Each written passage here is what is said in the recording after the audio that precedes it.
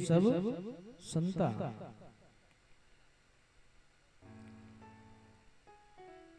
भगवान हरि ने अनंत अवतार लिए हैं और इनकी कथा भी अनंत है।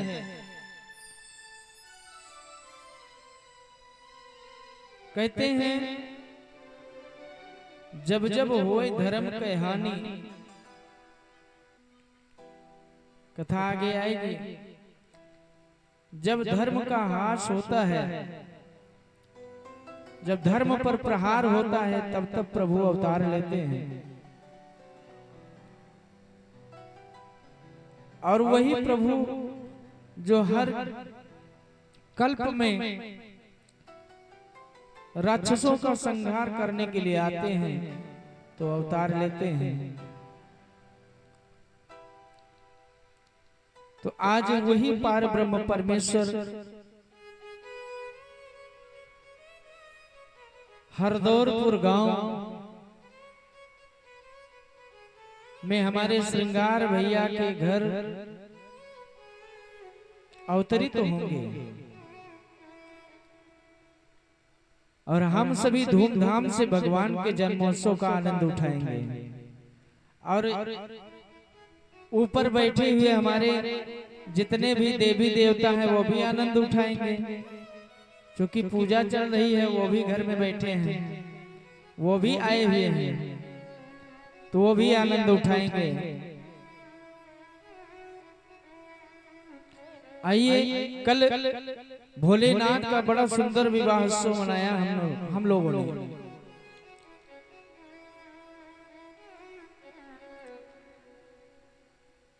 और भोलेनाथ का विवाह सबसे पहले हुआ राम जी के विवाह से पहले, इसलिए कि राम जी के इष्ट हैं कौन?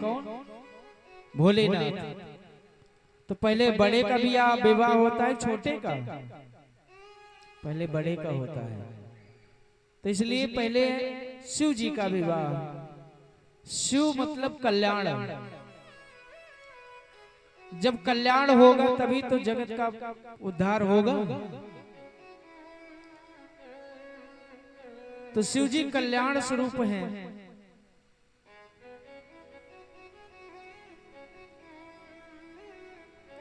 पानी ग्रहण जब कीन महेशा, पानी ग्रहण जब कीन महेशा, यह रसे तब सकल सुरेशा, यह रसे तब सकल सुरेशा, वेद मंत्र मुनिवरा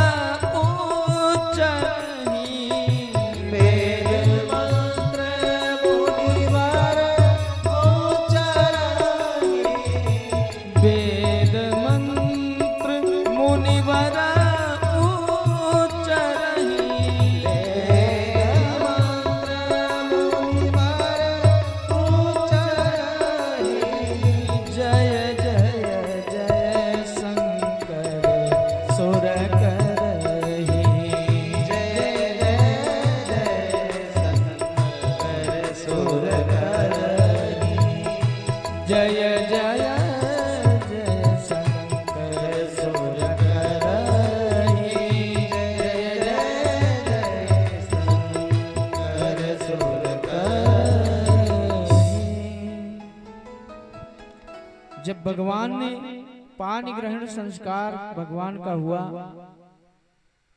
सारे देवता प्रसन्न हो गए।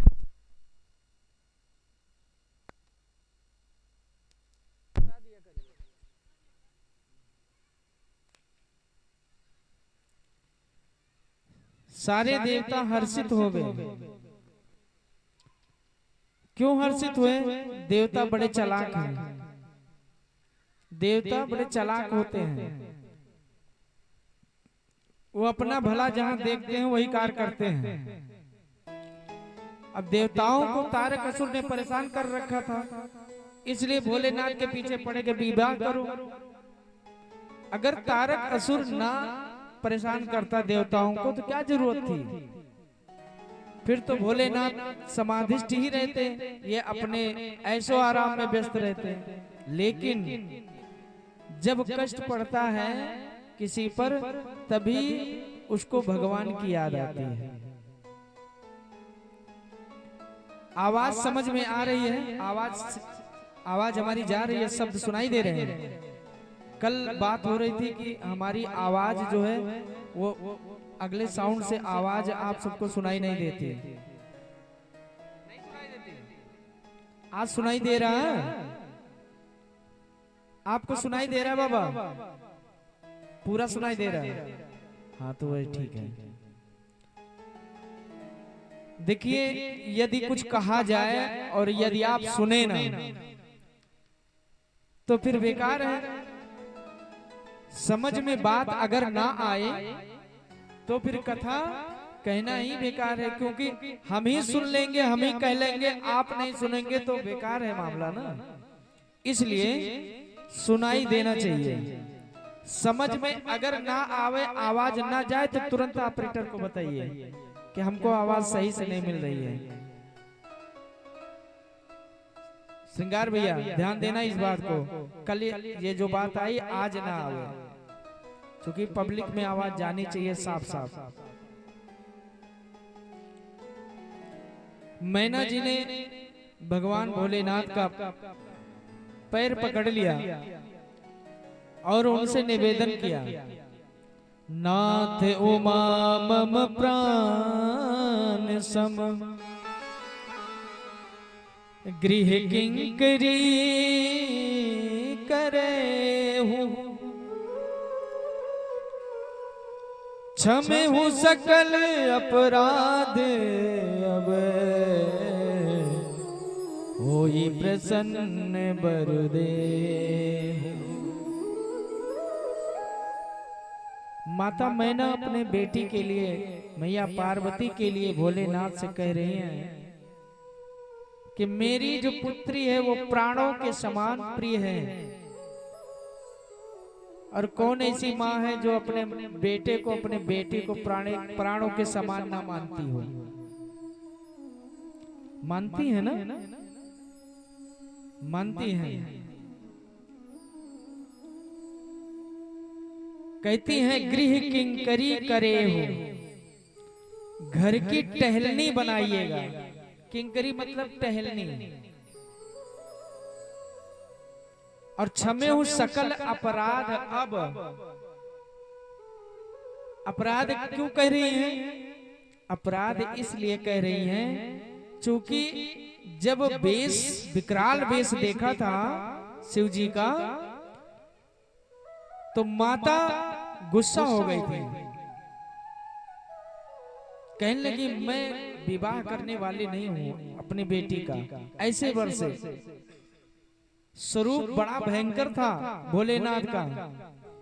ये तो बाद में सब जाके भोलेनाथ को मनाए, तब जाके वो सुंदर स्वरूप में आए। तो उसी को लेकर मैना व्यथित थी कि मैंने बहुत कुछ कह दिया था, भोलेनाथ मेरी बात पे मत जाना, और मेरी बेटी अब आपके पास रहेगी और आप ही देखेंगे।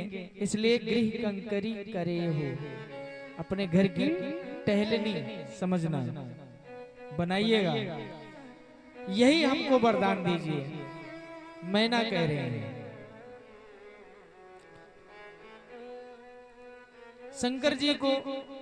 शंकर जी से निवेदन करने के बाद मैना अपनी पुत्री के पास आई और अपनी पुत्री को सीख दे रही हैं, करे हूँ सदा शंकर पद पूजा, करे हूँ सदा शंकर पद पूजा, नारी धर्मपति देव न दूजा, नारी धर्मपति देव न दूजा, कत विधि सृजी नारी जगमाई,